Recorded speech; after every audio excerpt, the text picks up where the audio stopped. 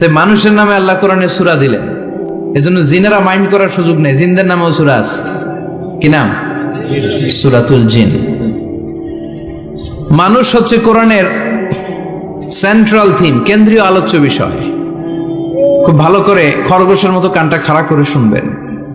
মানুষ হচ্ছে কোরআনের কেন্দ্রীয় আলোচ্য বিষয়, central theme of the holy Quran, subject matter, central subject matter of the holy Quran. কোরআনের কেন্দ্রীয় আলোচ্য বিষয় হচ্ছে কি? কথা বলেন। মানুষ। মানুষকে নিয়ে কোরআনে যত কথা, মানুষকে নিয়ে যত আয়োজন, সবকিছু মানুষকে নিয়ে। এজন্য মানুষই হচ্ছে কোরআনের কেন্দ্রীয় আলোচ্য বিষয়। চিল্লায় পড়েন আল্লাহু আকবার। আবার আল্লাহ বললেন, গোলাম, এই কোরআনের প্রথম সূরার নাম ফাতিহা, দ্বিতীয় সূরার নাম হলো আল বাকারা। বাকারা শব্দের অর্থ হলো গাভী। আর এই কোরআনের সর্বশেষ সূরার নাম হলো সূরাতুন নাস। নাস মানেও মানুষ। আল্লাহ বুঝাতে চাইলেন, কোরআন শুরু করেছি প্রাণীর নামে একটা সূরা দিয়ে, আরে কোরআনটারে শেষ করেছি মানুষের নামে একটা সূরা দিয়ে। তার মানে এই কোরআনটা যদি ভালোভাবে হৃদয়ঙ্গম করতে পারো, তোমাদের মধ্যে পশুত্বের যে প্রবৃত্তি আছে, পশুত্ব দূর হয়ে তুমি মানুষের মতো মানুষ হয়ে যাবা। কোরআন পড়লে আপনার মধ্যে পশুত্ব থাকবে না, আপনি মানুষ হবেন, মানুষের মতো মানুষ। কিসের মতো? এই পৃথিবীতে মানুষ হওয়া সবচেয়ে কঠিন, মানুষের বড় অভাব। অনেকে বলবেন, কি বললেন হুজুর, পৃথিবীতে প্রায় 600 কোটি মানুষ আর আপনি কোন মানুষের অভাব? আসলে 600 কোটি যা দেখা যায় এগুলো মানুষ না, এগুলো জনসংখ্যা। এজন্য বলা হয় বাড়ছে জনসংখ্যা, কমছে মানুষ। বাড়ছে কি কমছে কি? মানুষ সব মানুষ হতে পারে নাই, মানুষ হওয়া বড় কঠিন। এই কোরআন এসেছে মানুষের মতো মানুষ বানাতে। গরুর পেট থেকে যদি কিছু বেরোয় আমরা ওইটারে বলি গরু, ছাগলের পেট থেকে বেরোলে ওটা ছাগল হয়ে যায়, কিন্তু মানুষের পেট থেকে বেরোলে ওটা মানুষ হয় না, ওটারে মানুষ বানাইতে হয়, ওইটারে মানুষ করতে হয়, তাই না? আবার ছাগলকে কেউ কোনোদিন বলে না তুই ছাগলের মতো ছাগল হ, গরুকে কেউ কোনোদিন বলছে তুই গরুর মতন গরু হ, কিন্তু মানুষকে বলা হয় তুই মানুষের মতো মানুষ হ। কোরআন এসেছে আমাদেরকে মানুষের মতো মানুষ বানাতে, ঠিক কি না? আসল মানুষের বড় অভাব, আসল মানুষের বড় সংকট। এই কোরআন এসেছে আমাদেরকে আসল মানুষ বানাতে। কোরআন এসেছে আমাদেরকে মানুষের মতো মানুষ বানাতে। এজন্য যে মা বাবারা চান আপনার ছেলে টেন্ডারবাজ না হোক, চাঁদাবাজ না হোক, 31st নাইটে মেয়েদের অন্য ধরে টান না দেখ, ফেন্সি ডিলের টাকার জন্য আপনারা লাথি মেরে ঘর থেকে বের না করে দেখ, ওই মা বাবারা ছেলে মেয়েদেরকে একটা কিতাব পড়ায় দিবেন। কিতাবটার নাম কি? এই কিতাবটা পড়লে আপনার ছেলেরা শিক্ষিত বানাবে কে? আমি বলি, teach your children the holy Quran, holy Quran will teach your children everything. আপনি আপনার ছেলেরা শুধু কোরআন শিখান, কোরআন আপনার ছেলেরা গোটা দুনিয়াটা শিখায় দিবে। কারণ কোরআনের প্রথম বাণী হচ্ছে পড়ো, educate yourself, educate your generation. নিজে শিক্ষিত হও, সভ্য হও, সিভিলাইজড হও। শিক্ষার কথা কোরআনে আছে না নাই? কোরআনের প্রথম শব্দটা কি? ইকরা। ইকরা মানে কি? সবাই বলেন প্রথম শব্দটা কি? আল কোরআনের প্রথম বাণী পড়ো, আল হাদিসে নবীর কথা পড়ো। আল কোরআনের প্রথম বাণী পড়ো, আল হাদিসে নবীর কথা পড়ো। পড়ে পড়ে শেখো, শিখে শিখে তুমি তোমার নিজের জীবন গড়ো। সুবহানাল্লাহ পড়ো। কোরআন পড়লেই জীবন গড়া যায়, ঠিক কিনা? তাহলে এই কোরআনকে আল্লাহ তাআলা নাজিল করেছে আমাদেরকে মানুষের মতো মানুষ বানাতে। কি বানাতে? চিল্লায় বলেন, মানুষের মতো মানুষ। মানুষের মতো মানুষ বানানোর জন্য আল্লাহ তাআলা এই কোরআনকে নাজিল করেছে। মানুষকে আল্লাহ এতটা শ্রেষ্ঠত্ব দিয়েছে, মানুষ যদি শ্রেষ্ঠ হয় মানুষ ফেরেশতাকে ছাড়িয়ে যায়, আর মানুষ যদি নিকৃষ্ট হয় তাহলে সে পশুত্বকেও হার মানায়। দলিল কি? দলিল হচ্ছে মেরাজ রজনীতে সাইয়েদনা জিবরাইল সিদরাতুল মুনতাহা পর্যন্ত গেলেন, ওইখান থেকে দুইটা ঝর্ণা বা নদী নেমে গেল। বিষ্ণু বললেন, জিবরাইল এই নদী দুইটা কোন নদী? সাইয়েদনা জিবরাইল বললেন, এই দুইটা নদী সিদরাতুল মুনতাহা থেকে পৃথিবীর দিকে নেমে গিয়েছে। আর একটা হচ্ছে ইরাকের ফোরাত নদী, আর একটা হচ্ছে মিশরের নীল নদী। এরপরে সাইয়েদনা জিবরাইল বললেন, ইয়া রাসূলুল্লাহ, ইয়া হাবিবাল্লাহ, এই জায়গার নাম হলো সিদরাতুল মুনতাহা। এখানে একটা বড়ই গাছ আছে, এটা হলো আমার লাস্ট ডেস্টিনেশন, বর্ডার এরিয়া। এই বর্ডার এরিয়ার উপরে যাওয়ার ক্ষমতা আমার নাই। 1 ইঞ্চি উপরে গেলে আমার পাখাগুলোরে জ্বালিয়ে সারখার করে দিবে কে? সৃষ্টির শুরু থেকে আজ পর্যন্ত যত নবীর কাছে আমি ওহী নিয়ে দুনিয়ার বুকে নাজিল হয়েছি গো নবী, এই সিদরাতুল মুনতাহায় কান লাগিয়ে আল্লাহর কথা শুনেছি। আজ পর্যন্ত আমিও আল্লাহরে দেখি নাই। নবী গো, আমি তো আল্লাহরে দেখি নাই, এটা আমার লাস্ট এরিয়া। আমার যে দেখেন আপনি কোরআন নাজিল করে উপরের দিকে উড়াল দিতে, আমি উড়াল দিয়ে এখানে এসে বসে থাকি। সুবহানাল্লাহ পড়বেন। এর উপরে আমি যেতে পারবো না, পাখাগুলো জ্বলে যাবে, যাওয়ার পারমিশন নাই। তবে আপনারে পারমিশন দিছে কে? আল্লাহ। আমি এইখানে দাঁড়িয়ে রইলাম, আপনার মিটিং আল্লাহর সাথে শেষ করে আপনি নেমে আসেন গো নবী। নবী যান, আপনার মিটিং এর জন্য, আপনাকে সারপ্রাইজ দেওয়ার জন্য আপনার অপেক্ষায় আল্লাহ অপেক্ষমান। সুবহানাল্লাহ। তার মানে ফেরেশতা যেখানে শেষ, বিশ্বনবীর খেলা ওইখানে শুরু, ঠিক কি না? জিব্রাইল ওখানে থেমে গিয়েছে, আর যেতে পারে না। জিব্রাইল যেখানে শেষ, বিশ্বনবীর যাওয়া শুরু। তার মানে মানুষ যদি শ্রেষ্ঠ হয়, সে ফেরেশতাকে ছাড়িয়ে যায়, আর মানুষ যদি নিকৃষ্ট হয় তাহলে সে পশুকেও হার মানায়, ঠিক কি না? আপনি কখনো শুনছেন একটা সিংহ আর একটা সিংহকে মারে? একটা বাঘ আর একটা বাঘকে মারে না, একটা হরিণ আর একটা হরিণকে মারে না, একটা হাতি আর একটা হাতিকে হত্যা করে না, কিন্তু একটা মানুষ আর একটা মানুষকে হত্যা করে না? আপনি কখনো শুনবেন না যে একটা বাঘ আর একটা বাঘকে হত্যা করে 10 টুকরা করছে? শুনছেন? একটা হাতি আর একটা হাতিকে মেরে 30 টুকরা করছে? শুনছেন? কিন্তু মানুষ আর একটা মানুষকে শুধু নৃশংসভাবে হত্যাই করে না, হত্যা শেষে তাকে 10 টুকরা করে, 15 টুকরা করে, 30 টুকরা করে বস্তাবন্দি করে। চিল্লা এখন ঠিক কিনা? পাওয়া যায় না এরকম লাশ? গুম করে ফেলছে, ক্রস ফায়ার করে ফেলছে, মেরে ফেলছে, হাত পা বেঁধে, চোখের রশি বেঁধে বস্তার ভিতরে ভরে ক্ষেতের মধ্যে ফেলে দিস। 3 দিন 4 দিন পর এরকম লাশটা ফুলে উঠছে, পাওয়া যায় না? পত্রিকায় বিভৎস লাশ দেখে আমরা অবাক হই। কোন প্রাণী এমনটা করে না, মানুষ মানুষকে মেরে টুকরা টুকরা করে। একটা ছাগল বনের সব ছাগলগুলোরে মেরে ফেলতে চায় না, একটা হাতি ওই জঙ্গল থেকে সব হাতিগুলোকে শেষ করে দিতে চায় না, কিন্তু মানুষ আগুন জ্বালিয়ে জনপদের পর জনপদ ছারকার করে দেয়, গুলি মেরে এলাকার পর এলাকা ঝাঁঝরা করে দেয়। দ্বিতীয় বিশ্বযুদ্ধের সময় আমেরিকা জাপানের 2টা সিটিতে 2টা বোমা মেরেছে, হিরোশিমা নাগাসাকি। হিরোশিমাতে মেরেছে লিটল বয়, নাগাসাকি শহরে ফেলেছে ফ্যাটম্যান। যে পাইলটগুলো বোমা মারতেছে নিচে, ওই পাইলটগুলো মানুষ না? মানুষ। আর যাদেরকে মারার জন্য মারতেছে তারাও কি মানুষ? মানুষ এতটাই নিকৃষ্ট হতে পারে, সে তার জনপদের সবাইকে ছারখার করে দেয়, তার গোষ্ঠীর সবাইকে মেরে ফেলতে কুণ্ঠাবোধ করে না। চিল্লা এখন ঠিক কিনা? এজন্য আল্লাহ ডেকে বললেন, লাহুম কুলুবুল লা ইয়াফকাহুনা বিহা ওয়া লাহুম আ'য়ুনুল লা ইউবসিরুনা বিহা ওয়া লাহুম আযানুল লা ইয়াসমাউনা বিহা উলাইকা কাল আনআমি বাল হুম আদাল উলাইকা হুমুল গাফিলুন। আল্লাহ বললেন, ওদের চোখ আছে, ওরা চোখ দিয়ে দেখে না। হৃদয় আছে, হৃদয় দিয়ে তার ভাইয়ের জন্য তার মায়া লাগে না। কান দিয়ে আকুতি চিৎকার এই কথাগুলো শুনতে পায় না। উলাইকা কাল আনআম, দেখতে এদের হাত আছে, পা আছে, চোখ আছে, দেখতে মানুষের মতো, আসলে এগুলো মানুষ না, এগুলো পশু। বালহুম আদাল, পশুর চেয়েও খারাপ, ঠিক কি না? এগুলো শুধু পশুই না, এগুলো পশুর চেয়েও খারাপ। তো এই কোরআন যদি আপনি পড়েন, আপনার এই পশুত্বের মনোভাবটা দূর হয়ে যাবে, আপনি মানুষের মতো মানুষ হতে পারবেন, ঠিক কিনা? এজন্য আল্লাহ মানুষের নামে একটা সূরা দিলেন, সূরার নাম আল ইনসান। সূরার নাম সবাই বলেন আরো জোরে। ইনসান মানে কি? আরো জোরে কোন? আমরা সবাই কি মানুষ। মানুষ নিয়ে মানুষের মধ্যেও কৌতূহলের শেষ নাই। বিজ্ঞানীদের মতে মানুষ হচ্ছে হোমোস্যাপিয়েন্স গ্রুপের একটা প্রজাতি, যার বিবেক আছে, বাক শক্তি আছে, বুদ্ধি আছে, চেতনা আছে, উপলব্ধি করার মতো ক্ষমতা আছে। চিল্লা এখন ঠিক কিনা? মানুষের আসল রূপটা কি, মানুষ আসলে কেমন, এ নিয়ে মানুষেরই গবেষণার শেষ নাই।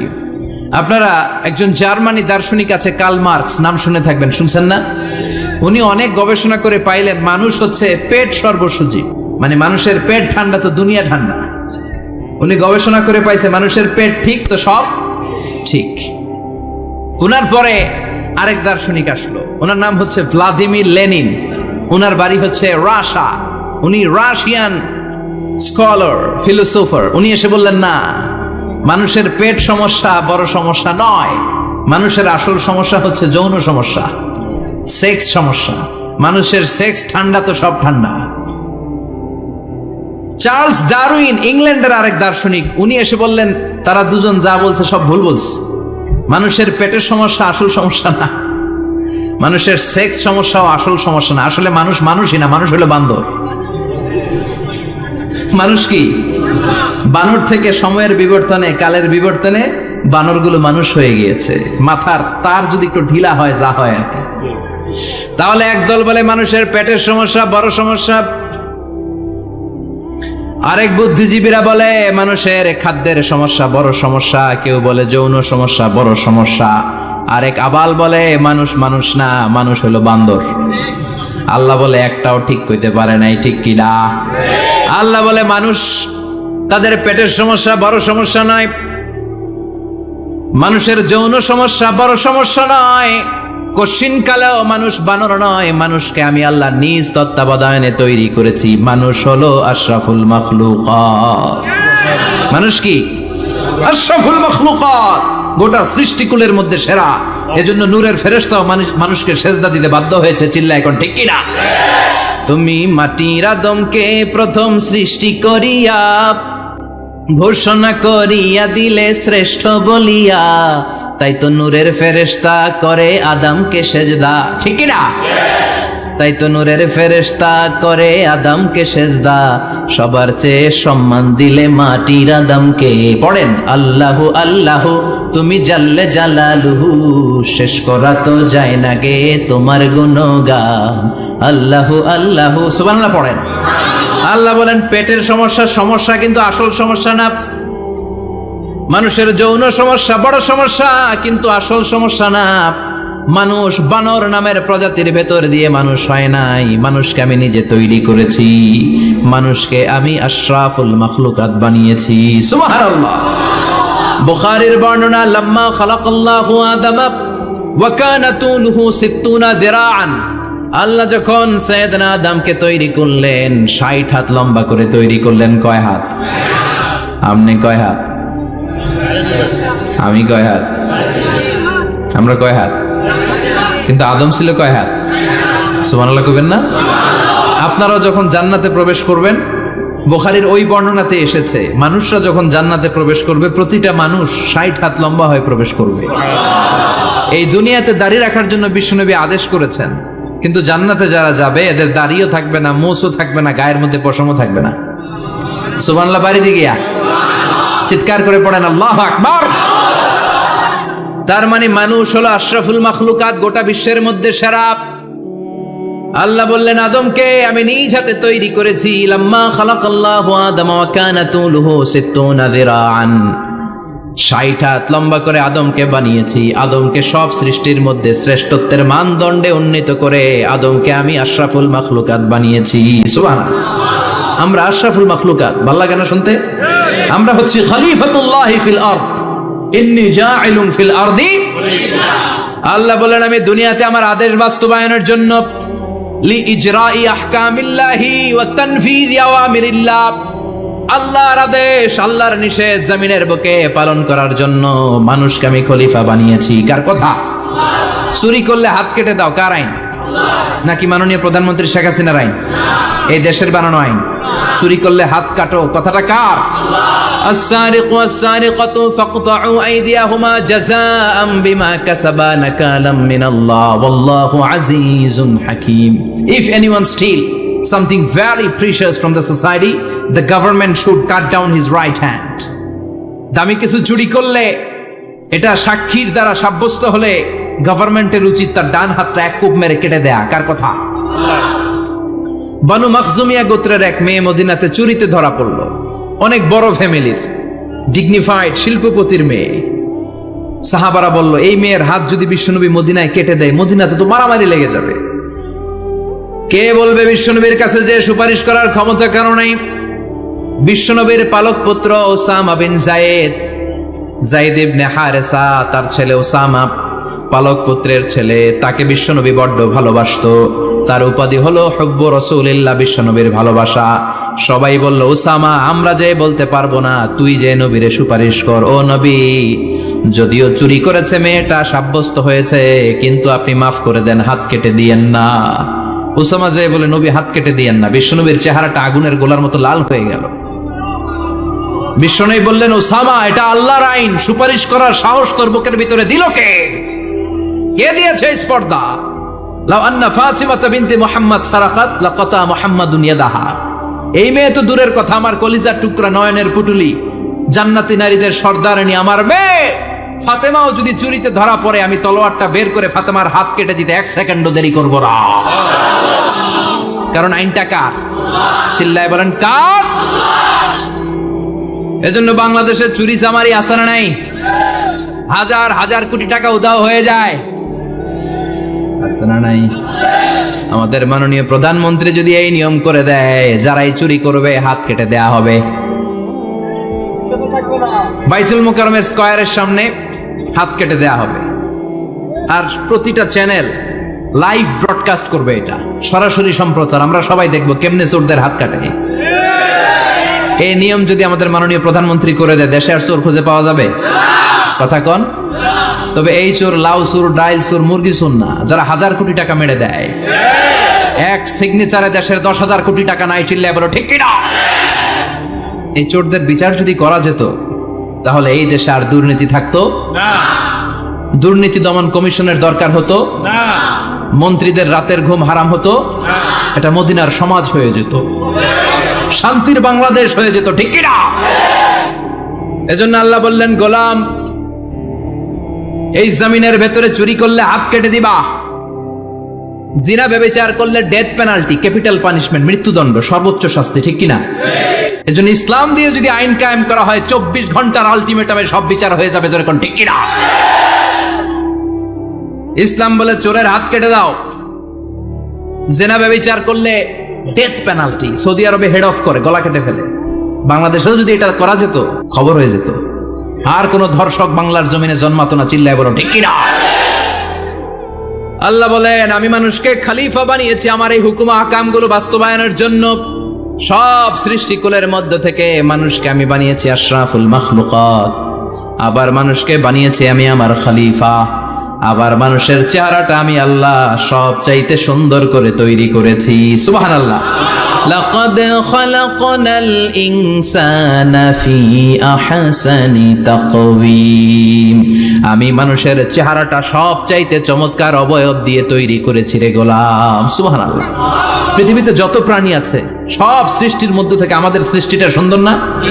আপনি হিউম্যান অ্যানাটমি নিয়ে যদি গবেষণা করেন, কেমনে আল্লাহ আমাদের এখানে হার্ট দিলেন, লাঞ্চ দিলেন, হ্যাঁ, তারপরে 206টা হাড্ডি দিলেন, হাড্ডিগুলো আবার ব্যান্ড করা যায়, দেখছেন? বাঁকা করা যায় না? এটা বাঁকা করা যায়। বাঁকা না করলে আপনি খাইতে পারতেন? ক্রিকেট যারা খেলো, পেস বল করতে পারতা? স্পিন বল, হ্যাঁ, অফিস স্পিন, লেগ স্পিন, কয় হুজুরও জানে কেমনে রে, তোর থেকে শিখছি বেটা। তো এই যে ছেলেপেলারা এরকম অফ স্পিন করে, লেগ স্পিন করে, এগুলো হচ্ছে আল্লাহর দেয়া কারিশমা। হাত ঘুরানো যায়। আল্লাহ যদি এটাকে এরকম ব্যান্ড করার সুযোগ না দিতেন, করতে পারতাম? আবার এইখানেও বাঁকা করার সুযোগ আছে না নাই? এইখানেও আছে না নাই? আবার এইখানেও আছে না নাই? কত কাজ। বাজার করে যখন বাজারের ব্যাগ যখন নিয়ে আসেন, কোথায় ধরে রাখেন? আঙ্গুলে ধরে রাখতে হয়। ক্যারাম যখন খেলো, কি দিয়ে টোকা মারো? সুবহানাল্লাহ কয় না পোলাপান?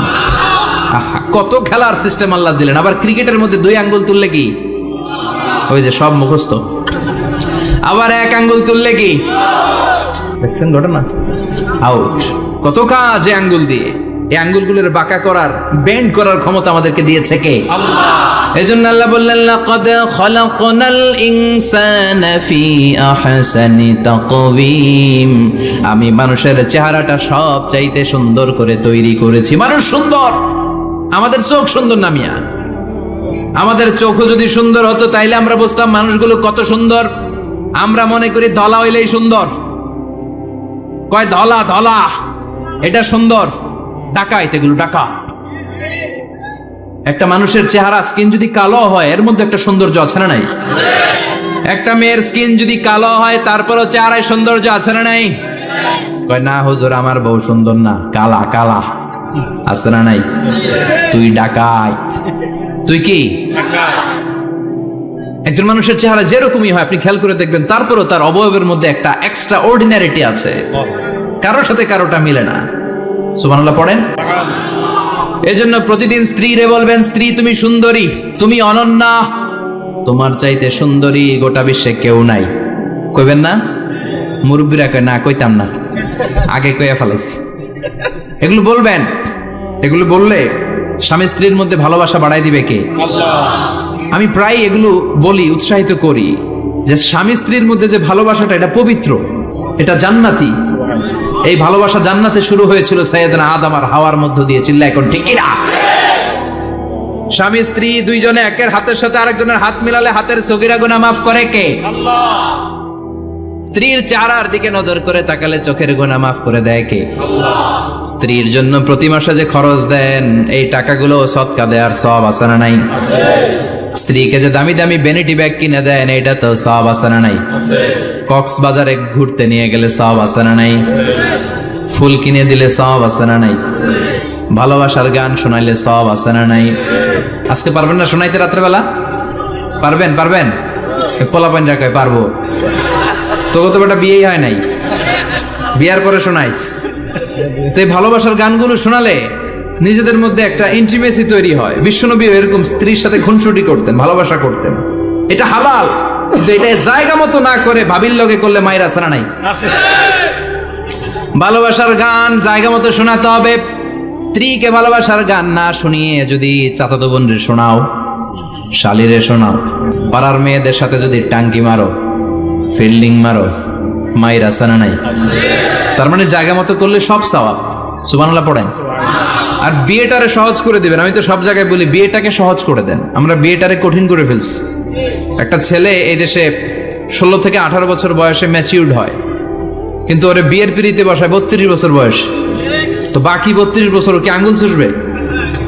কথা কন, কি করবে? ও যে পাপ কাজ করে, ও যে পর্নোগ্রাফি দেখে, ও যে মাস্টারবেশন করে, এগুলোর পার্সেন্টেজ গুনাহ মা বাবার আমল নামায় আছে না নাই? মা বাবার এত সহজে পার পেয়ে যাবেন না। ছেলে মেয়েগুলারে সময় হলে বিয়ে দিয়ে দেন। বিয়ের চেয়ে ভালো কাজ পৃথিবীতে আছে? যেই সমাজে বিয়ের খরচ বেড়ে যায় ওই সমাজে জেনার খরচ কমে যায়। বিয়ে করতে লাগে 10 লাখ, জেনা করতে লাগে 500 টাকা। কথা কন। এজন্য জেনাকে সহজ করবেন না বিয়েকে সহজ করবেন? বিয়ের কথা কইলেই পোলারা কয় তুই নিজের পায়ে দাঁড়া। তো এতদিন ও কার পায়ে দাঁড়াইছে? সহজ করবেন তো? আল্লাহ তুমি বোঝার তৌফিক দাও। এরপর আল্লাহ বললেন আমি মানুষকে শুধু আশরাফুল মাখলুকাতি বানাই নাই, আমার খলিফাই বানাই নাই। মানুষের চেহারাটা শুধু আমি সুন্দর করে দেই নাই, গোটা বিশ্বের মধ্যে মানুষকে আমি সবচাইতে শক্তিশালী করেছি। সবচেয়ে শক্তিশালী কে? মানুষ। চিল্লায় বলেন শক্তিশালী কে? আল্লাহ যখন পৃথিবী বানালেন, মুসনাদে আহমদ ইবনে হাম্বলের বর্ণনা, পৃথিবী কাঁপাকাঁপি শুরু করলো। খালি কাঁপে, খালি কাঁপে। পৃথিবীর কাঁপাকাঁপি বন্ধ করার জন্য আল্লাহ পৃথিবীর মধ্যে 7টা টেকটনিক প্লেট বসিয়ে দিলেন। 7টা পাহাড়। 7 tectonic plates creates the mountain range on earth. এই 7টা প্লেট পৃথিবীতে এই পাহাড়গুলো উঁচু নিচু টিলা টপ্পর তৈরি করেছে। পৃথিবীব্যাপী যত পাহাড় আছে এই টেকটনিক প্লেটের কারণে। ওয়াজআলনাল জিবালা আওতাদা। পৃথিবী কাঁপতে শুরু করলো সৃষ্টির পর। পৃথিবীর কাঁপাকাঁপি বন্ধ করে দেওয়ার জন্য আল্লাহ পৃথিবীর ভেতরে পাহাড় ঢুকিয়ে দিলেন। পাহাড় পেরেকের মতো গেড়ে দেওয়ার পরে পৃথিবীর কাঁপাকাঁপি বন্ধ হয়ে যায়। সুবহানাল্লাহ। ফেরেশতারা অবাক হয়ে বলে মাবুদ, পৃথিবীর কাঁপাকাঁপি বন্ধ হলো কেমনে? আল্লাহ বললেন, ও ফেরেশতারা, পৃথিবীর মধ্যে আমি পাহাড়কে গেড়ে দিয়েছি। পাহাড় গেড়ে দেওয়ার কারণে পৃথিবীর কাঁপাকাঁপি বন্ধ হয়ে গেছে। ফেরেশতারা বললেন, তাই নাকি? পাহাড়ের এত বড় শক্তি। ইয়া রাব, হাল মিন খালকিকা আশাদ্দা মিনাল জিবাল। আপনার এই সৃষ্টিকুলের মধ্য থেকে পাহাড়ের চাইতে বেশি শক্তিশালী কিছু আছে নাকি? আল্লাহ বললেন, হ্যাঁ আছে। পাহাড়ের চাইতে শক্তিশালী হচ্ছে আল হাদিদ, মানে লোহা। পাহাড়ের চেয়ে শক্তিশালী কি? এই লোহার নামে কোরআনে সূরা আছে না নাই? সূরার নাম কি? কথা বলেন। وأنزلنا الحديد فيه بأس شديد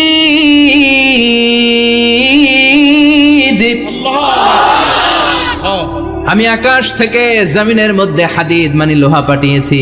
লোহার মধ্যে আছে প্রচন্ড শক্তি। ওয়া মানাফিউ লিন-নাস, লোহার মধ্যে আছে মানুষের জন্য উপকার। পৃথিবীতে এমন কোন জিনিস নাই যে এই জায়গায় লোহা নাই, ঠিক কি না? বিমান বানাতে লোহার দরকার আছে না নাই? ঘড়ি বানাতে দরকার আছে না নাই? আংটি বানাতে দরকার আছে না নাই? গাড়ি বানাতে, বাড়ি বানাতে, সব বানাতে কি লাগে? লোহা। আল্লাহ বললেন লোহা সবচেয়ে শক্তিশালী। এটা পাহাড়ের চেয়ে শক্তিশালী, কারণ লোহা পাহাড়ের মধ্যেও ঢুকায় দেওয়া যায়, ঠিক কি না? ফেরেশতারা বললেন আল্লাহ হাল মিন খালকিকা আশাদ মিনাল হাদিদ, আপনার এই সৃষ্টিকুলের মধ্যে থেকে লোহার চাইতেও কি শক্তিশালী কিছু আছে? আল্লাহ বললেন নাআম আছে। লোহার চাইতে শক্তিশালী হলো আন্নার মানে আগুন। আগুনের স্পর্শ পেলে লোহা গলে যায়, ঠিক কি না? আগুন জ্বালিয়ে দিলে লোহা অস্তিত্ব হারিয়ে ফেলে, লোহা গলে যায়। ফেরেশতারা বলল আল্লাহ হাল মিন খালকিকা আশাদ্দা মিনান নার, আপনার সৃষ্টির মধ্য থেকে আগুনের চাইতেও শক্তিশালী কিছু আছে নাকি? আল্লাহ কয় আছে। সেটা কি? কথা কন। মিঠা নদীর পাহানি আল্লাহ তোমার মেহেরবানি, সুন্দর ফুল সুন্দর ফল মিঠা নদীর পাহানি আল্লাহ তোমার মেহেরবানি। তুমি কতই দিলে রতন ভাই বেরাদর পুত্র স্বজন, ক্ষুধা পেলে অন্ন যোগাও মানি চাই না মাহানি আল্লাহ তোমার মেহেরবানি। সুন্দর ফুল সুন্দর ফল আল্লাহ তোমার মেহেরবানি। চিল্লায় পড়েন আল্লাহু আকবার। আল্লাহ বললেন আগুনের চেয়ে শক্তিশালী হলো পানি। আগুনের মধ্যে যদি পানি ঢেলে দেয়া হয় আগুন নিভে যায়, ঠিক কিনা? ফেরেশতারা বলল আল্লাহ আল মিন খালকিকা আশাদ্দা মিনাল মা, আপনার সৃষ্টিকুলের মধ্যে পানির চাইতেও শক্তিশালী কিছু আছে নাকি? আল্লাহ কইলেন আছে। সেটা হইলো আর রিহ মানে বাতাস। সুবহানাল্লাহ কোন। কারণ বাতাসের ঝাপটায় পানি দোলা খায়, বাতাসের ঝাপটায় পানির মধ্যে উচ্ছ্বাস তৈরি হয়, সাগরে জলোচ্ছ্বাস হয়, ঠিক কিনা?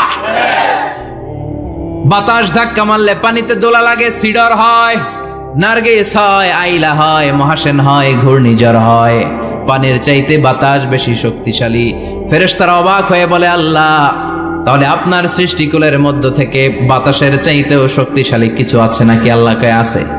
ফেরেশতারা বললেন বাতাসের চাইতেও শক্তিশালী যদি কিছু থেকে থাকে সেটা কি? আল্লাহ বললেন সেটা হলো মানুষ, বনি আদম আল ইনসান। তবে ওই মানুষ যেই মানুষ দান করে, কি করে? ডান হাত যা দান করে বাম হাত সেটা টের পায় না। সুবহানাল্লাহ।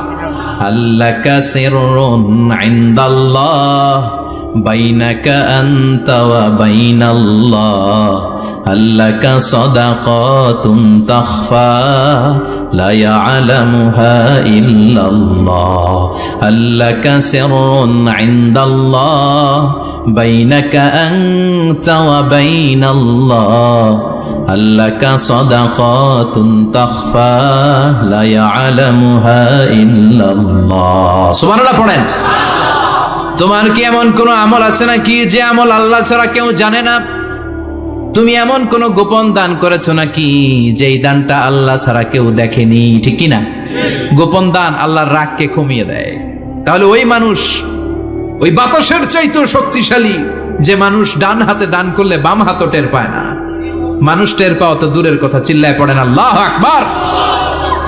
এজন্য আল্লাহ বললেন মানুষকে আমি আশরাফুল মাখলুকাত বানালাম, মানুষকে আমি আমার খলিফা বানালাম, মানুষের চেহারাটা সুন্দর করলাম, আবার মানুষকে আমি সব চাইতে শক্তিশালী করে বানালাম। তার এই আল্লাহর কোরআন যদি ঠিক মতো পড়া যায়, মানুষের মতো মানুষ বানিয়ে আপনারা জান্নাতি বানাবে কে? তার মানে এই কোরআন পড়লে মানুষের মতো মানুষ হওয়া যায়। চিল্লায় বলেন কি হওয়া যায়? সবাই বলেন মানুষের মতো মানুষ হতে চান তো সবাই? সবাই চাই। আসুন দেখি মানুষের নামে সূরায় আল্লাহ কি বললেন, পড়েন। আউযু বিল্লাহি মিনাশ শাইতানির রাজিম। বিসমিল্লাহির রহমানির রহিম। هل أتى على الإنسان حين من الدهر لم يكن شيئا مذكورا। আল্লাহ সন্তুষ্ট চিত্তে স্ত্রীকে মাহার দাও, সদকাত দিয়ে দাও। শয়তান এসে এই মাহারকে ডিলিট করে ঢুকাইছে যৌতুক, ঠিক কিনা? একটা বর, মুসলিম বর কেমন করে যৌতুক দাবি করে? একটা কন্যা হচ্ছে বাবার জন্য তার কলিজা। আমার 2 মেয়ে আছে আমি জানি, তো মেয়েকে দিল মানে তো বাবা তার কলিজাটাই ছিঁড়ে দিল। তো আপনি শ্বশুরের কলিজা নিয়ে আসছেন, আর কি চান? যৌতুক খাওয়া এটা ভয়ঙ্কর ধরনের অপরাধ। যৌতুক খাওয়ার চেয়ে কুকুরের গোশত খাওয়া ভালো, কারণ কুকুরের গোশত খেলে একটা গুনাহ, হারাম খাওয়ার গুনাহ, আর যৌতুক খেলে ডবল গুনাহ। একে তো যৌতুক খাওয়া হারাম, হারাম খাওয়ার গুনাহ, 2 হচ্ছে শ্বশুরের উপর জুলুম করার গুনাহ। ওয়া যুলমু যুলমাত ইয়াউমাল কিয়ামা। জুলুম, অত্যাচার, oppression in the day of রেজারেকশনে আল্লাহ তাআলা এটাকে আপনার ঘাড়ে চাপাবে, অন্ধকার করে দিবে, আপনি চোখে মুখে কিছুই দেখবেন না। এজন্য যৌতুকের সাথে আমাদের কোনো সম্পর্ক। দেখবেন যারাই যৌতুক খায় এদের ঘরে কিলাকিলি আছে না নাই? বউয়ের সাথে ভালোবাসাও বিনিময় করতে পারে না, ঠিক কি না? কারণ এখানে একেবারে পিওর ভালোবাসা নাই, এখানে দেয়া নেয়ার সম্পর্ক, ঠিক কি না? বউ যদি ধমক মারে চুপ করে বসে থাকা লাগে, কারণ যে ফ্ল্যাটটাতে আছে ফ্ল্যাটটা শ্বশুরের, যে বিছানায় ঘুমায় এটাও শ্বশুরের। ওরা লাথি মারা বের করে দিলে ওর মুখ দিয়ে আওয়াজ বেরোবে না, চিল্লা এখন, ঠিক কি না? এজন্য এই যৌতুকের মতো জঘন্য অপরাধকে ঝাড়ু পিটা করে সমাজ থেকে বিদায় করতে হবে। এগুলো যুবকরা পারবে। এদেশের যুবকরা অনেক সম্ভাবনাময়ী। এদেশের যুবকদের মধ্যে আছে প্রাণ ঢালা উচ্ছ্বাস, শক্তি। যুবকদের দেহের রক্ত গরম না? এই গরম রক্তগুলারে ইসলামের কল্যাণে কাজে লাগাতে হবে। আমাদের মুক্তিযুদ্ধে যারা লিড দিয়েছিল তারা কারা? যুবক না? কিছুদিন আগে কোটা আন্দোলন হয়েছে না একটা? লিড দিয়েছে যুবকরা। তারপর নিরাপদ সড়ক চাই, লিড দিয়েছে কারা? বুড়া মুরব্বীরা, যুবকেরা। এজন্য যুবকেরা, তোমাদের ইবাদত আল্লাহর কাছে অনেক প্রিয়, তোমাদের কাজগুলোর দাম আল্লাহর কাছে অনেক বেশি। In the day of judgement, কিয়ামতের দিন আল্লাহ তাআলা 7 শ্রেণীর ব্যক্তিকে তার আরশের নিচে ছায়া দিবে। এর মধ্যে 2টাই হচ্ছে যুবক। হচ্ছে ওই যুবক শাবুন নাশাআ ফি ইবাদাতিল্লাহ, যে যুবক তার যৌবনটাকে আল্লাহর ইবাদতে কাজে লাগায়। যে যুবক তার যৌবন বয়সে পর্নোগ্রাফি দেখে না, হিন্দি সিনেমা দেখে না, অশ্লীল কোনো কিছুই তারা দেখে না, এই সময়টা তারা আল্লাহর ইবাদত করে কাটায়। আর আরেক শ্রেণীর যুবক, যে যুবককে পাপ কাজের জন্য, পরকীয়ার জন্য অফার করা হয়। সুন্দরী মেয়ে তাকে অফার করে, দেখো আমি সুন্দরী, সুস্নিগ্ধা, অনন্যা, প্রিয়ংবদা, সুহাসিনী, সুকেশিনী, সুভাসিনী, অসূর্যম পোষা, মেঘ কালো কেশ, কাজল কালো চুল, হরিণের মতো ডাগর ডাগর আমার 2টি চোখ। কিন্তু যুবক সেদিকে ভ্রুক্ষেপ করে না। ওই যুবক বলে, ইন্নী আখাফুল্লাহ, আমি একজনকে ভয় পাই, তিনি কে? যাদের হৃদয়ে আছে আল্লাহর ভয়, তারা কভু পথ ভুলে যায় না। আল্লাহর প্রেম ছাড়া এই দুনিয়ায় কারো কাছে কোনো কিছু চাই না। রাতের আধারে যারা সেজদাতে রয়, 2 চোখের শ্রুতে নদী যেন বয়। ছলনার হাতছানি যতই আসুক, পেছনে ফিরেও সে তাকায় না।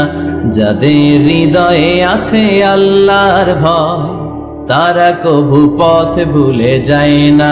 আল্লাহর প্রেম ছাড়া এই দুনিয়ায় কারো কাছে কোনো কিছু চাই না, কারো কাছে কোনো কিছু চাই না, ঠিক কি না? ওই যুবকদের হৃদয়ে ভয় থাকে কারো কাছে তাদের চাওয়া পাওয়ার কিছু নাই, কিন্তু আমার দেশের এই দামাল ছেলেগুলোর চরিত্র ধ্বংস করে দেওয়ার জন্য যা যা দরকার তার সব উপাদান বাংলাদেশে আছে না নাই? এক নম্বরে পর্নোগ্রাফি আছে না? স্মার্টফোন গুলার ভিতরে ইন্ডিয়ান নায়িকাদের কোমর দুলানোর ডান্স আছে না নাই? রূপবানে নাচে কোমর দুলায়া, ফেরেশতারা বলবে তো করে পিডামো আমরা ঝুলাইয়া।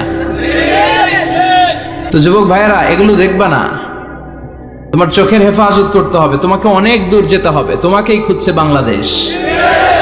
তুমি যদি ভালো থাকো ভালো থাকবে আমার বাংলাদেশ। তুমি যদি ইসলামের পক্ষে থাকো ভালো থাকবে আমার 56,000 বর্গ মাইল। তুমি যদি কোরআনের পক্ষে থাকো ভালো থাকবে আমার লাল সবুজের পতাকা। এজন্য যুবকদেরকে ইসলামের পক্ষে থাকতে হবে। এই পর্নোগ্রাফির সাথে আমাদের কোনো সম্পর্ক। আজকের এই মাহফিল থেকে আমরা ওয়াদা করব, যার মোবাইলে যা আছে সব ডিলিট করা যাবে না ইনশাআল্লাহ। আগে যা করছি সামনে থেকে আর দেখা যাবে না। এই পর্নোগ্রাফি আমার যুবক ছেলেদেরকে শেষ করে দিয়েছে। এরপরে আরেকটা বড় সমস্যা হচ্ছে মাদকের সমস্যা। ইয়াবা, গাঁজা, ফেন্সিডিল, মারিজুয়ানা। এই ইয়াবা আগে ছিল ইউনিভার্সিটি লেভেলে ছেলেরা খেত, তারপরে নামলো কলেজে, এখন এটা প্রাইমারি স্কুলের ছেলেদের হাতেও পৌঁছে গিয়েছে। ভয়ঙ্কর অবস্থা। প্রশাসনের ভাই যারা আছেন, জনপ্রতিনিধি যারা আছেন, আপনাদেরকে আরো শক্ত হতে হবে, ওদের ঘাঁটি ভেঙে চুরমার করে দিতে হবে। কোন ইয়াবার ব্যবসা বাংলার জমিনে চলতে পারবে না, জোরে বলো ঠিক কিনা? দরকার শুধু একটা শক্ত সিদ্ধান্ত, দ্য চয়েস ইজ ইয়ার্স। আপনারাই পারেন। যারা চেয়ারম্যান, ওনাদের অনেক দায়িত্ব। পুরো এলাকাটা আমার চেয়ারম্যান ভাইয়ের হাতে আমানত, ঠিক কিনা? যিনি ইমাম, মসজিদের সব দায়িত্ব ইমাম সাহেবের কাছে আমানত। যিনি মেম্বার অফ দ্য পার্লামেন্ট, ওনার দায়িত্ব আরো বেড়ে যায়। তার পুরো নির্বাচনী এলাকাটা তার কাঁধের উপরে আমানত। যারা মন্ত্রী, পুরো মন্ত্রণালয়ের কাজবাজ তার হাতে আমানত। যিনি এই 17 কোটি মানুষের প্রধানমন্ত্রী, তার কাছে পুরো বাংলাদেশটা আমানত। এজন্য যুবকদেরকে এই মাদকের সাথে যাতে পরিচয় না ঘটে, এরকম একটা পরিবেশ বাংলাদেশে করতে হবে। তো এক নম্বরে এই মাদকের কারণে ছেলেরা নষ্ট হয়, এরপরে পর্নো ভিডিওর কারণে নষ্ট হয়, এরপরে নোংরা ছাত্র রাজনীতি আছে না নাই? তাদেরকে দিয়ে মারামারি, কাটাকাটি, এগুলোর মতো কাজে লিপ্ত করানো হয়। এটা ঠিক না। যুবকদেরকে পজিটিভ পলিটিক্স শেখানো উচিত। এদেশে পজিটিভ পলিটিক্সের একটা ট্রেন্ড চালু করা দরকার, যেখানে মারামারি, কাটাকাটি থাকবে না, মেধার ভিত্তিতে ক্যাডার নিয়োগ হবে, ঠিক কিনা? ছাত্র দলের নেতা হতে হবে ডক্টরেট করা, ছাত্রলীগের নেতা হতে হবে ডক্টরেট করা। যত ছাত্র রাজনীতির বড় বড় নেতারা আছে, এরা শিক্ষিত হতে হবে, কারণ তারা আমাদেরকে পথ দেখাবে। তারা সামনে হাঁটবে, আমরা পিছনে পিছনে হাঁটবো, ঠিক কিনা? তো এই জাতীয় যে ইনকনসিস্টেন্সি আছে, এগুলো থেকে আল্লাহ আমার দেশকে তুমি হেফাজত করো। আমাদের জনপ্রতিনিধি ভাইরা যারা আছেন, ওনারা চাইলেই পারে, আমরা তাদের জন্য দোয়া করি। তারা যেন সত্যিকার অর্থে একটা সুজলা, সুফলা, শস্য শ্যামলা ডিজিটাল বাংলাদেশ আমাদেরকে উপহার দেয়। তাদের জন্য দোয়া আছে না নাই? যারা দেহের তাজা প্রাণ বিলিয়ে দিয়ে আমাদের জন্য বাংলা ভাষাটারে রেখে গেল, ওই ভাষা শহীদদের জন্য আমাদের দোয়া আছে না নাই? যারা 71 সালে মুক্তিযুদ্ধ করে দেশটারে স্বাধীন করলে মুক্তিযোদ্ধা ভাইদের জন্য দোয়া আছে না নাই? যারাই এই দেশের জন্য কন্ট্রিবিউট করেছে, তাদের সবার জন্য আমাদের পক্ষ থেকে দোয়া। আর যারাই দেশের শত্রু, যারাই দেশের বিপক্ষে, আমরাও তাদের বিপক্ষে, জোরে কোন ঠিক কিনা? এজন্য যুবক ভাইয়েরা, তোমাদেরকে জ্বলে উঠতে হবে আপন শক্তিতে, ঠিক কিনা? মুমিনের ঈমান হতে হবে এমন ঈমান যেটা জ্বলে ওঠে, তাহলে বোঝা যাবে এটা আসল ঈমান, ঠিক কিনা?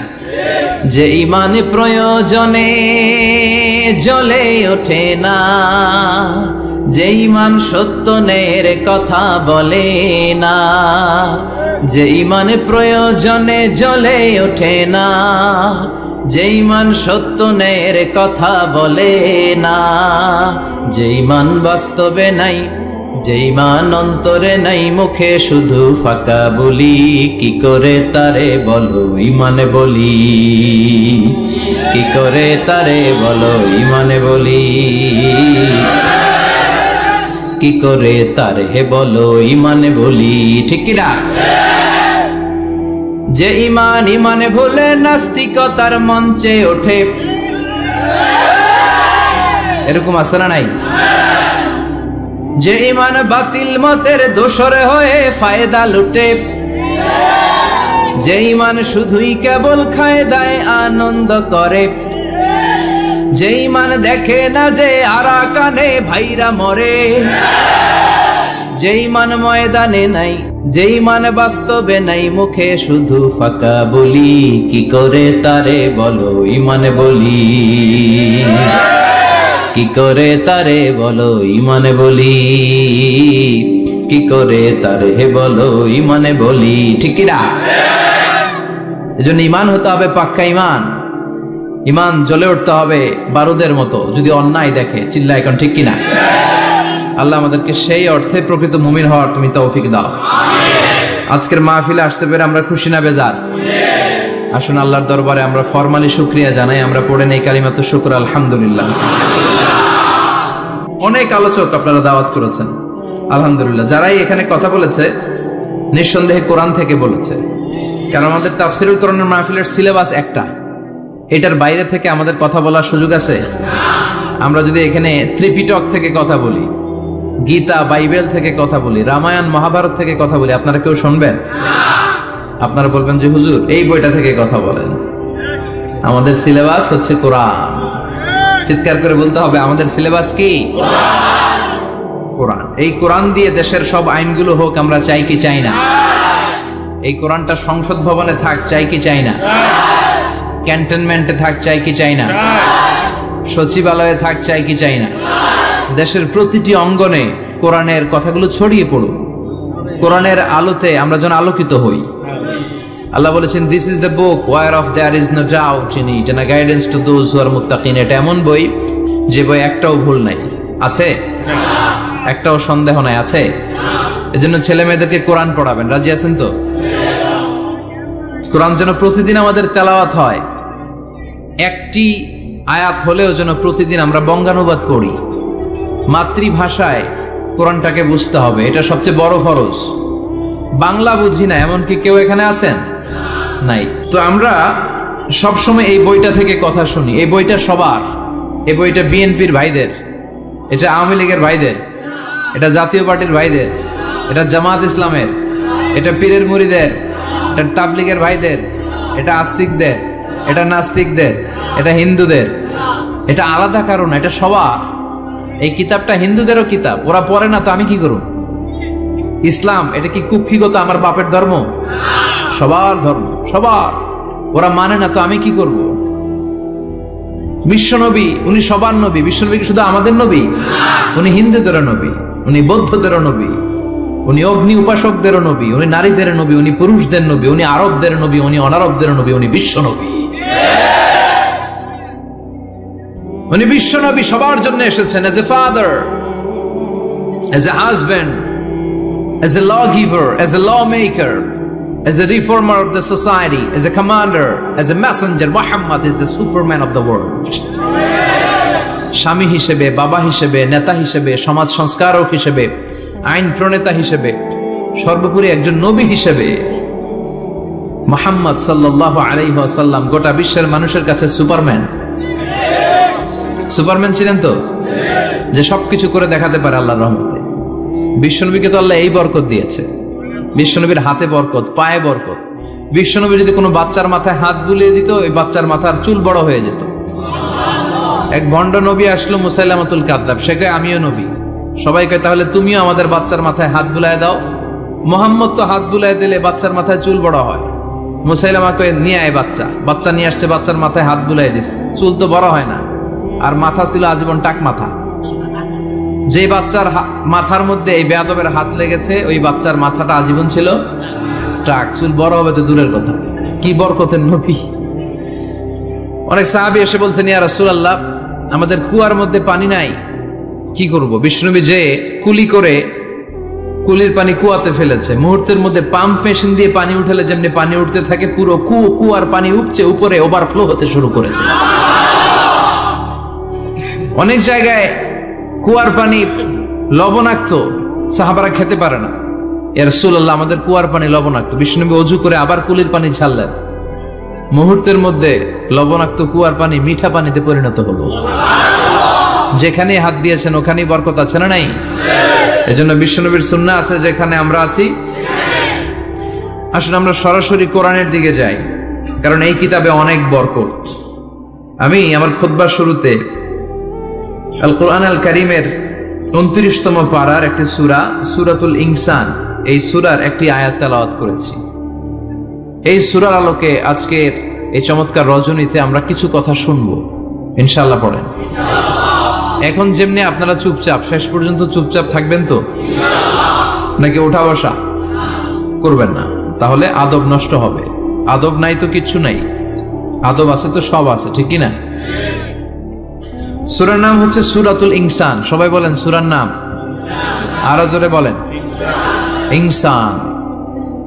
29তম পাড়ায় অবস্থিত। কোন পাড়ায়? 31টা আয়াত। কয় আয়াত? এই সূরাটা মাক্কি সূরা। কি সূরা? বিশ্বনবীর জীবনের দুইটা পর্ব, একটা মাক্কি পর্ব আর একটা মাদানী পর্ব। হিজরতের আগে যে সূরা নাজিল হয়েছে এগুলো মাক্কি, হিজরতের পরে যা নাজিল হয়েছে এগুলো মাদানী। এটা বিশ্বনবীর হিজরতের আগে নাজিল হওয়ার সূরাগুলোর অন্তর্ভুক্ত, ঠিক কি না? ঠিক এতটুকু কথাবার্তা ক্লিয়ার না? এবার আসলে সামনে যাই। সূরাতুল ইনসানই শুধু সূরাতুল ইনসানের নাম নয়, এছাড়াও এই সূরার আরেকটা নাম আছে, সে নামটা হচ্ছে সূরাতুদ দাহার। হাফেজ আছো কারা কারা? দেখি হাত তোলো। অনেক আছে, মাশাআল্লাহ মাশাআল্লাহ। তো কিছু কিছু কোরআনে এই সূরাটার নাম লেখা থাকে সূরাতুল ইনসান, কিছু কিছু জায়গায় লেখা থাকে সূরাতুল দাহার, হিনুম মিনাত দাহার। যেহেতু প্রথম আয়াতে দাহারের কথা আছে, আবার হাল আতা আলাল ইনসান, ইনসানের কথাও আছে। এজন্য কোন নুসখাতে এই সূরার নাম সূরাতুল ইনসান, আবার কোন নুসখায় এই সূরার নাম সূরাতুল আদ-দাহার। এই সূরাটা বুখারীর বর্ণনায়, সহিহ বুখারীতে এসেছে যে বিশ্বনবী সাল্লাল্লাহু আলাইহি ওয়াসাল্লাম জুমার দিন ফজরের নামাজের যে ফরজ 2 রাকাত, এই ফরজ 2 রাকাতের দ্বিতীয় রাকাতে এই সূরাটা বিশ্বনবী পড়তেন। প্রথম রাকাতে সূরাতুস সাজদা পড়তেন, আলিফ লাম মিম তানজিলুল কিতাব লা রাইবা ফি মির রাব্বিল আলামিন। প্রথম রাকাতে সূরাতুস সাজদা, আর দ্বিতীয় রাকাতে পড়তেন সূরাতুল ইনসান। সুবহানাল্লাহ পড়েন। ইনসান শব্দের অর্থ হচ্ছে মানুষ। ইনসান মানে কি? সবাই বলেন। আপনারা কি? আমরা কি? আমরা মানুষ। তো মানুষের নামে